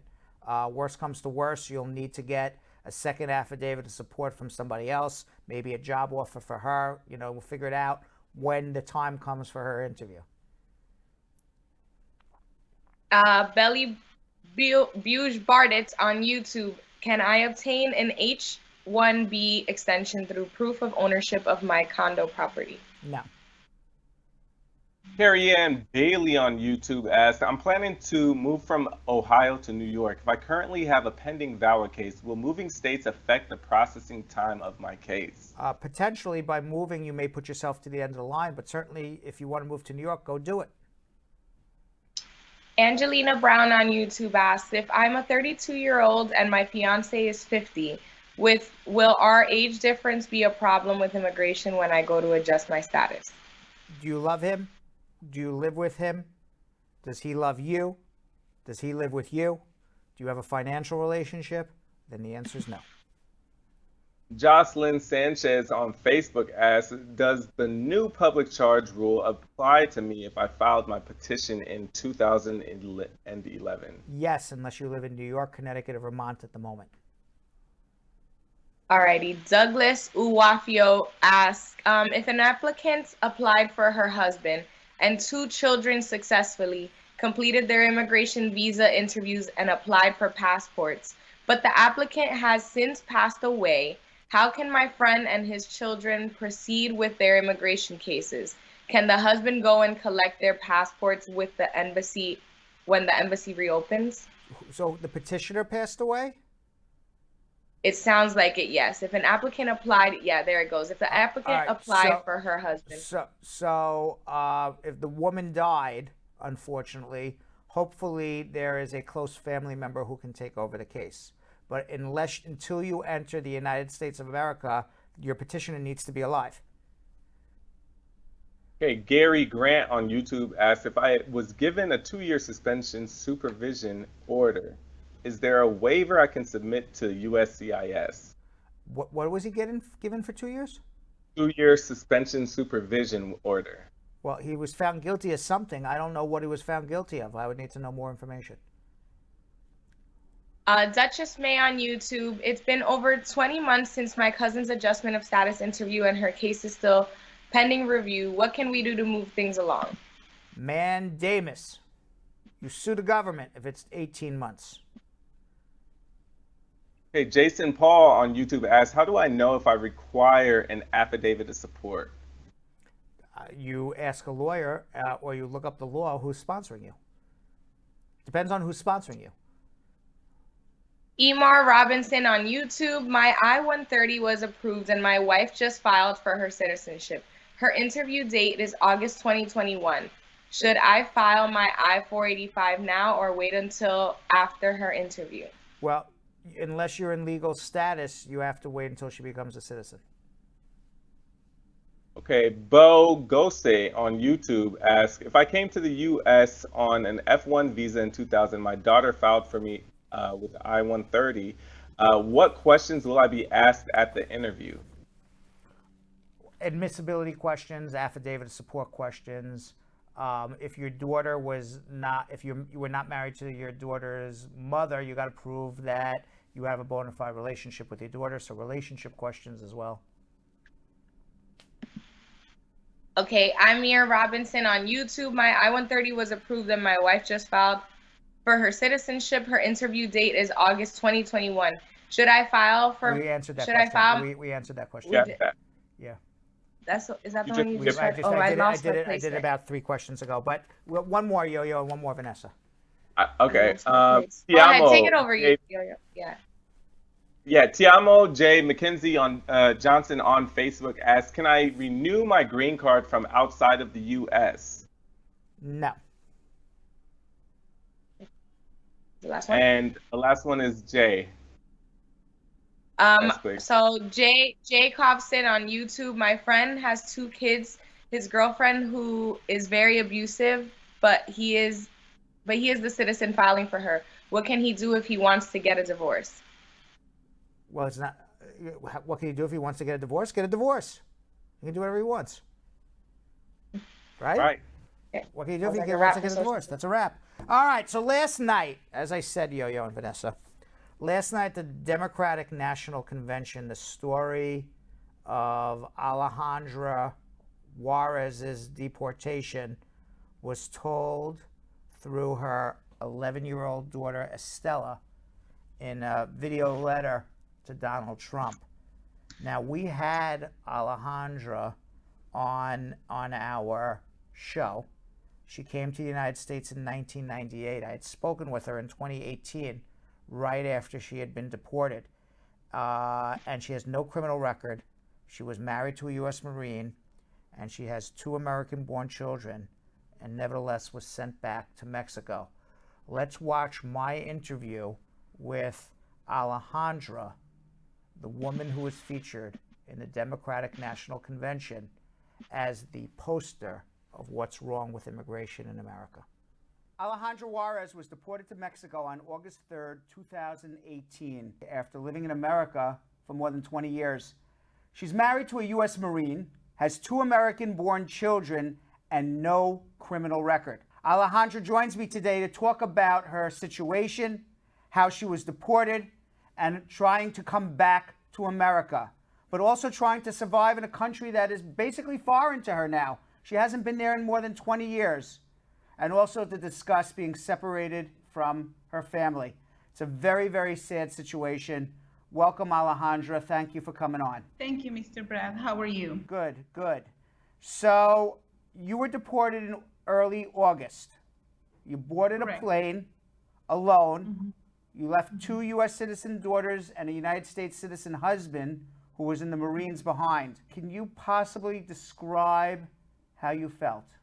You know, I think when my dad passed away 36 years ago, I thought that was the worst moment of my life. But that day, as I was arriving to Mexico, I prayed to God to let me die. You know, I kept praying for my airplane to fall off, for something to happen, so that I wouldn't stay in Mexico, because to me it was unthinkable. Were there any family or friends when you got there to help support you? I don't have anybody. You have here, nobody. sir. So when you got off the plane, what did you do? Forward is an organization that they knew someone here in America, an American lady that lives here. So they sent Cindy to wait for me at the airport. So you hoped and prayed the plane was going to crash. You were leaving your entire life and family behind to a country you basically don't know. It's 2 months now. How did you mentally survive? I have a little one here with me, and she gives me strength. She's very positive, and you know, I have my moments where I don't know what to do. I mean, I'm no longer, you know, suicidal. I'm no longer thinking, okay, I wish I would have died or something, because I know that I have 2 little kids that needs me, you know, and you know, I don't want to cause more pain on them, but I still live with the guiltiness of, you know, of seeing them suffering because of something that I did 22 years ago. Before they were even born. That's right. Right. Mhm. So now Estrella, that's your younger daughter, she came to stay with you, and I understand why. She's giving you support, giving you a reason to wake up every morning. Why did your older daughter, Pamela, stay back in Florida? And why is your husband and their dad also in Florida still? Well, you know, Mexico is a beautiful place, but you know, it's hard to earn a living in here. The salaries are really bad. My husband has been the main provider of my family for, you know, over almost 18 years. You know, he doesn't want to move to Mexico because he's, you know, he says that he doesn't want my kids to financially struggle. I mean, they're already struggling with all this that's going on. And then on top of that, financially struggle. And we have a house over there too. So, you know, we keep hoping that one day I can come back and we all can be together in our house. What is it about the violence that I understand you don't want anyone to know what city or town you are actually living in Mexico? When I arrive, I have a lot of media waiting for me here in Mexico media. So everybody knows that my husband voted for Donald Trump. And here they hate Donald Trump. Right. For obvious reasons. I'm afraid that some narco drug dealer or just any ordinary person that hates Donald Trump might want to take, repercussions because he voted for Donald Trump and want to harm, my husband. What made your husband vote for Donald Trump? He's a military guy, and majority of military people are Republicans. Right. When Donald Trump was running for president and he started, doing his campaign and all that stuff, I told my husband, I'm like, you're a Republican, but you're not going to vote for this guy, right? Because look how he's talking. And my husband said, oh, no, he doesn't really mean it. And you know what? I told him, I said, well, he said he's going to deport that hombres. He actually means it. Your husband's also Mexican-American, I understand. I'm literally flabbergasted to hear that a Mexican-American would vote for Donald Trump. On his first day of campaigning, he said, we have to throw all the Mexicans out of here because they're all rapists. We have had a lot of marital problems because of that. I asked him many times. He doesn't give me a straight answer. Is he sorry now that he lost his wife? I mean, I know he's in a lot of pain right now. Right. I can see it. He's devastated by all this, but he thinks that he's going to improve the economy and he has improved the economy. And I told him, I said, just because you might make $2 more an hour, your wife, I'm not he lost his family. And it is directly as a result of the policies of Donald Trump. Because in the past, all the past presidents, if you honorably served in the military, they weren't going to deport a wife who didn't have a criminal record of somebody who honorably served in the military. Even if that wife broke the law, which you did, and we'll get into it in a minute. But they don't do that. And Donald Trump does. You're absolutely right. And I'm not the only one. Here where I am, there's a lot of people like me, military wife, military husbands being deported. So how old were you when you decided to leave Mexico to come to the United States of America? I was barely 18. What was the struggle in Mexico? My father passed away when I was 6 years old. So my mom was left with 6 kids to take care of. So when I finished middle school, my mom said, I can no longer afford you to go to school, even if it was a public school. So pretty much I had all these dreams and nobody to help me because my mom said, I can afford you transportation to go to high school. So I started working 7 days a week, 12 hours a day, trying to save money so that I could go to high school just to pay for my transportation. And I was not able to because on top of that, I had to help my mom to pay the bills. You were desperate to leave? Yes, sir. There was no future for me. And where I'm from in Mexico City, it's full of violence and kidnappers and they rob you. And if you're a teenager, it's just horrible. I mean, I'm here in Mexico, but I haven't seen my mom because I'm afraid to go there. So I guess you saved enough money to figure out who to pay to get you across the border. How did that all work out? So I couldn't save for that because that's very expensive. So my family member, he pretty much paid for the whole thing. And tell me about the experience. I guess it's called the coyote who runs you across the border. Can you describe what happened when you met the coyote? How did he get you across the border from Mexico? That's how my ordeal started because there was two American guys, Caucasian guys. They live in the border and they say, well, we can cross you really easy. Since you don't know how to swim and you don't want to go through the desert, we have the perfect way to take you over there, which is just pretty much all you have to say is that you were born in the U.S. Your parents brought you when you were a baby, which is very typical for immigrants. And I was like, okay, are you sure I'm going to be able to just, So they told you, we're going to walk you right up to the border, say you were born in the United States and brought back to Mexico when you were a baby. Correct. And what proof did they give you for that story? Nothing, just your own statement.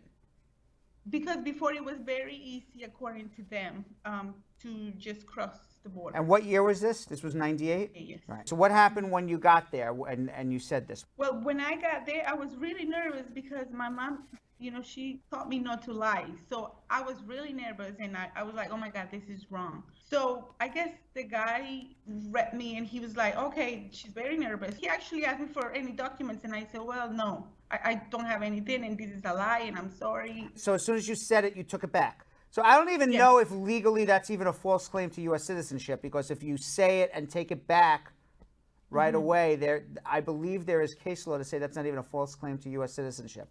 So, okay. They put me on a room and they further interviewed me. They wanted to get the names of the people that crossed me, that were trying to cross me over. Right. So to be honest with you, I didn't know the names because I don't know these guys. This is why my ordeal started. They gave me a bunch of papers and they say, okay, sign these papers, these documents.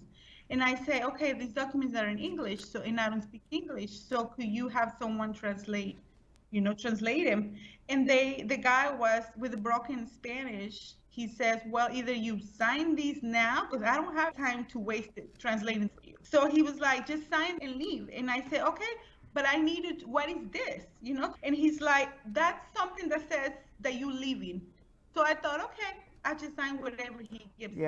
That happens a lot, unfortunately. That's a violation of your rights. And certainly that happens a lot. You should understand what's going on. And certainly you're not the first person to tell me. The officer said, here, sign this and you can leave. Other than that, you're not leaving, basically. Yeah, so I did sign those papers that I never know why they were, to be honest with you. It was basically that you were admitting to probably, I don't have your file in front of me, but my guess is that you were admitting to making a false claim to U.S. citizenship and that they were deporting you. That's probably what happened. So you're back in Mexico. What happens next? Well, then I was in the border, and the border is really dangerous, especially when you're a teenager by yourself.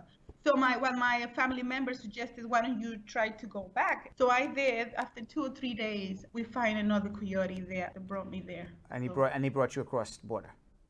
Yes, and I never got caught or anything.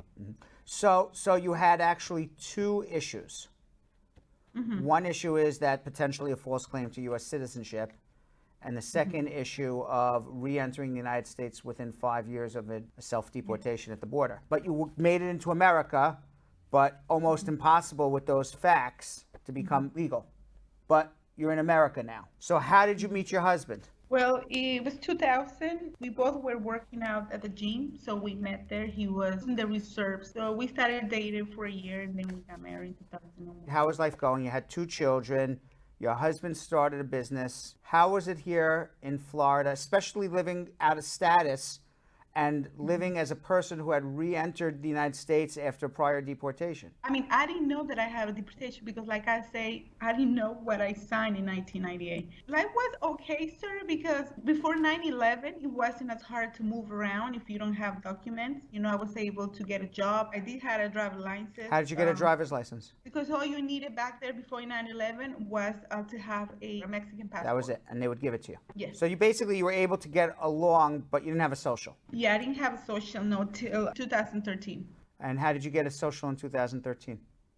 Well, that's when the police stopped me because I was driving, and they say that I look suspicious, which means I look Mexican. Yeah, I don't understand what suspicious looks like, but okay. Well, in the county that I live in Florida, it's it was a white, right. So it's a lot of Donald Trump supporters. So they stopped me, and I asked them why they stopped me. They never actually the judge dropped that ticket because it wasn't just because it was an illegal stop. Correct. Right. So I was taken to jail for like a few hours, 5 or 6. They noted that I didn't have a criminal record, and they pretty much just let me go. And then ICE came to my house like 10 days after, and they say that I had a deportation. Right. I was like, no, I didn't. I'm like, what is that? Thanks to President Obama, they put me on something called order of supervision. Right. You had to check in every 6 months or a year, but they weren't doing anything with you. Actually, it was better because you got a work permit and a social, right? You got a work permit and social. So I was very happy. Yes. Right. And you had no idea that you were going to get deported. You thought actually life was okay. No, neither my husband or I, because see, that's why he voted for Donald Trump. If he knew that he was going to deport people, I can assure you he wouldn't vote for him. Because he says, Alejandra, every time we go to your check-ins, your deportation officer says, Miss Alejandra, don't worry, you don't have criminal record, you're not a priority, you're not a criminal. So you're fine. After Mr. Trump won, and then my deportation officer, he was a very nice guy. He says, Alejandra, things have changed. Now we have a new president, and you might have to go. And I was like, are you serious? I mean, I'm like, I don't have a criminal record. I've been compiling with everything you said. I mean, why? You have two He's U.S. like, well, you have two U.S. citizen children. You have a U.S. citizen spouse who served honorably in the military. yes, and he was very sorry. You know, ICE has been really good to me, I have to say, prior to this. They treat me with respect until the end. So he pretty much said, well, try to do something. You know, he said, why don't you try to get a bill, a private bill? And I was told it's nearly impossible to get a private bill. So That is guess true. what I did get a private bill. I came back with my private bill and say, here you go. You know, he looked at me and he was like, oh my God, this lady actually did what I told her. Right. So he told me to go back 10 days after, and he's like, this is not good anymore. But if you got a private bill, what a private bill is that a congressman stands up and he makes a law and he says Alejandra should get a green card. And it gets voted on by all of Congress, and the president has to sign it. So when you say you had a private bill, you may have had a private bill, but it never actually passed into being a law. So, yeah, there is a bill, but it hasn't been signed. It hasn't been passed, correct? Correct, because they didn't give me time. Have you spoken to your congressman about this bill? Does he know that you're deported, or she? Oh yes, yes. And- My congressman was at the airport when I was. And what does he say he's going to do, if anything? Well, Mr. Darren Soto, that's my congressman. He said he's going to do whatever is in his power to fight for me to bring me back. So you stayed at home when you were back in the United States. You were a stay-at-home mom? My husband has a business, so I was helping him with his business too. Okay. You're with your younger daughter. Why is your older daughter with your husband? You know, I asked her many times. She doesn't want to leave her dad by himself. She says it'll be too depressing for him to be by himself. And also, she doesn't speak Spanish, neither the little one. And she's, you know, she's a teenager. She thinks people are going to make fun of her because she doesn't speak Spanish and she looks Mexican. From the time that ICE said you're leaving the country, did they put you on a plane? Did they hold you in detention? Take me through that process. They never hold me in detention, but they never put me the ankle bracelet as well. That's something that I appreciate. They pretty much told me you have two options: either leave by yourself, we're gonna give you a date that you have to depart, or we're gonna, you know, Arrest you. And you had to meet somebody from ICE there to confirm that you were leaving the country. correct. I understand your husband, he's not doing well with all of this. Is that correct? No, he's not doing well. And you're not doing well. How are the kids holding up? I mean, my oldest daughter, out of the four of us, she's the one that's having the hard time. I'm looking for a therapist that she can go to because she's really having a hard time being. So I understand your husband wrote a letter to Donald Trump. Did he ever get a response? He wrote it to him. He wrote it to DeSantis, the congressman that's running for governor. He never got an answer. What is your biggest hope? Try to come back to the United States of America. Every day, I'm still waiting for the phone call that says, guess what? Your miracle came. You can go back. You know, every day I pray to God and I'm like, God, today is going to be the day that I'm going to hear from someone saying, you know, you're welcome. Yeah, the reason, and for those out there who are wondering why can't your husband just re-sponsor you now, because you were ordered deported and then you re-entered the United States after a prior deportation, and that there's no waiver for that and you can't be filed that way. So the only way is by a private bill that passes into a law. And by the way, Donald Trump has to sign it. Yes. How do you feel about your husband? He fought for this country. He put his life on the line. He could have been killed for the United States of America. And for him to come back and the United States of America to say, you have no right to live with the woman you love, the mother of your children. We're going to destroy your family. I call it the biggest slap on the face, okay?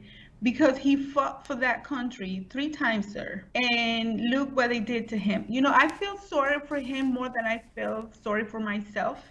Because every time that I have to say bye to him when he comes to see me, you know, he's a strong man. I never see him cry except when my oldest daughter was born. And he cries, you know, he cries because he misses his little one and, you know, he misses me. And, you know, I look at him last night when we were talking and he looks very, he looks older. He looks deteriorated. It's the biggest betray, honestly. I know I did something wrong, and I'm not trying to justify in any shape or form, but I don't have a criminal record, sir, and I try to be the best. The punishment doesn't fit the crime. You got it. Yes. So, the question that I ask myself every day is: the United States safest because a stay-at-home mom that helped her husband build a business over there and pay taxes? Is it safest because I'm not there? No, it's less safe. It would be more safe if you were in America, because there would be a family that is together, that doesn't have any sort of trauma and psychological and emotional issues. It would be a safer United States of America. By deporting you, they have made everybody in America a little less safe. I actually have some friends that were Republicans. They tell me, you know what, I'm no longer Republican. I'm no longer Donald Trump supporter because I know you as a person. How could they separate this family? What happens is it's very easy to say in the abstract, deport the aliens. They're the cause of my problems. The people who are most adamant about deporting people have never really had a relationship with somebody from another country. There is nothing a lawyer can do unless the law changes. It is a political situation now, not a legal situation. It's a political situation in the sense that Congress has to pass a bill to allow Alejandra to come back to America, or she will be in Mexico for life, or certainly for 20 years. You deserve to come back. I hope that Congress passes a law. I hope this doesn't happen to other people. I could understand wanting to deport a person who killed somebody or a rapist, absolutely. But I certainly want to be a neighbor with a loving mother who raises two beautiful children.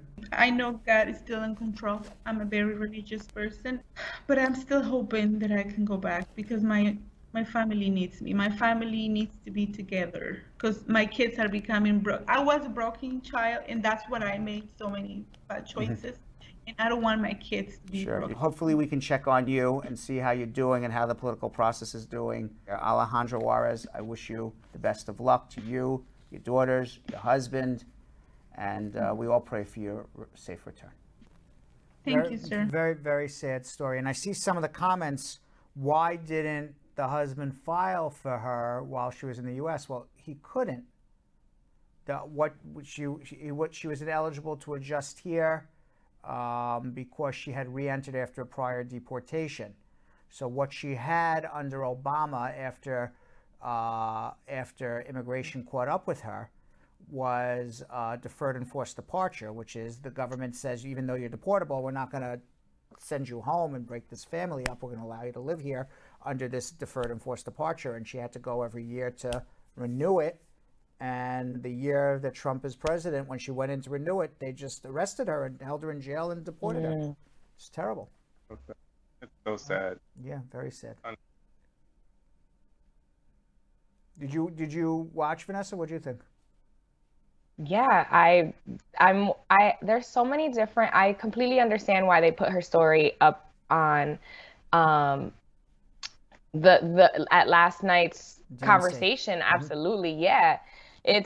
I'm just like in shock. Like I was listening the entire time and I'm like waiting for the part, and it's just crazy to me how, she blames herself, for this instance. And then it's like, when you really look at the situation, her husband serves our country. Her husband voted for this gentleman that made these laws. They're taxpayers, they're homeowners. She's a stay-at-home mom. It's like, I love what you said, where like the crime doesn't fit punishment. The punishment. I'm just mind blown, honestly. Yeah, the punishment doesn't fit the crime. That is for sure. And here's a man who served his country, went to war for his country, and look what he got from his president. His president. Our president. It's our president. It's another abuse of veterans. Whether we like it or not. Yeah. All right. Well, I got to answer 9 immigration questions in 50 seconds. Or this studio is going to get blown up. Last night, not today. Last night, we got it in 3 seconds to spare. Let's see if we can save Uncle Brad for a second time. Yo-Yo, on your words. You ready? Yeah. Let's go. Is a U.S. passport an example of citizenship evidence? Yes. If my visa application was denied, can I reapply? Yes. Will I get my passport at my oath ceremony? No, you don't. You got to apply for it. Is misrepresentation a deportable offense? Misrepresentation would make you inadmissible to the United States, and you would maybe get deported. Yes. Can I travel with my EAD but no advance parole? No, you cannot.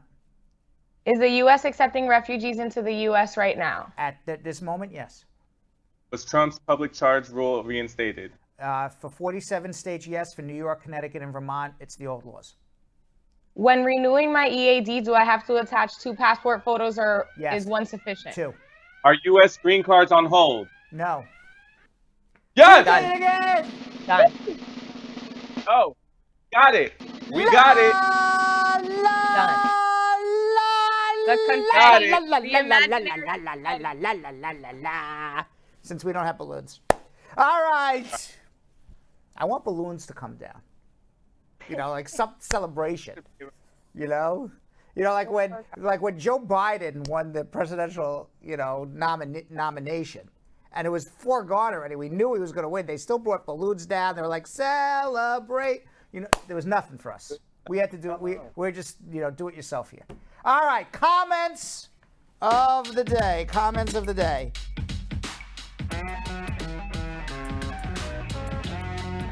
What do we got, guys?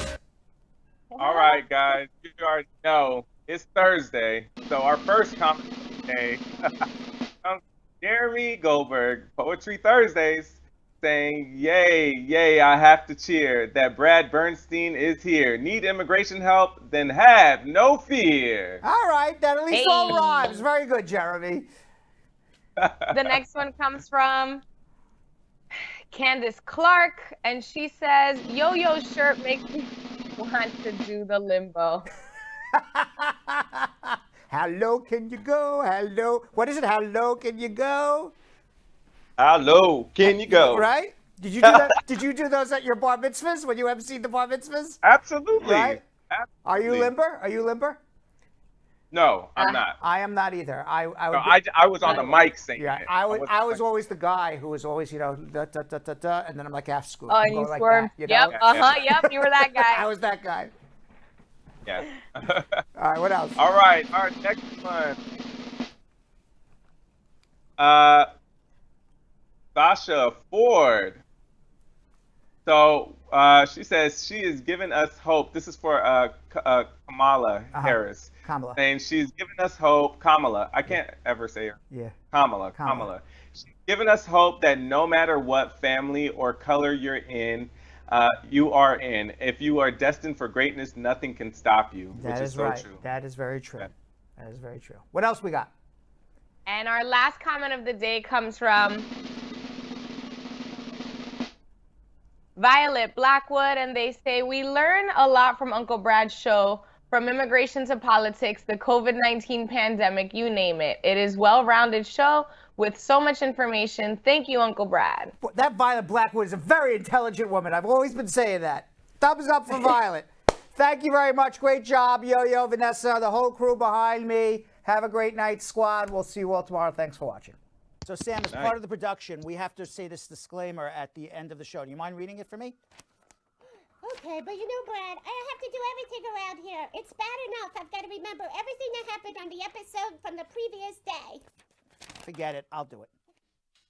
The proceeding was information only and not specific legal advice. Consult an attorney about your individual situation. Prior successful results do not guarantee a similar outcome in the future. To make an appointment with the Spar and Bernstein Law Firm, located at 225 Broadway in New York City, call 1-800-529-5465. That's 1-800-529-5465. Easy to remember, 1-800-LAW-LINK. That's 1-800-LAWLINK. Once again, make a call to 1-800-529-5465. And of course, link up with the law offices of Spar and Bernstein, located at 225 Broadway on the 5th floor. If I were you out there, make the call, make the link, make the connection, make it Spar and Bernstein. 1-800-LAWLINK. That's 1-800-529-5465. And now, conveniently located in Hartford, Connecticut on 1 Congress Street. Visit us in Connecticut or in New York at 225 Broadway. That's 1-800-529-5465. 1-800-LAW-LINK.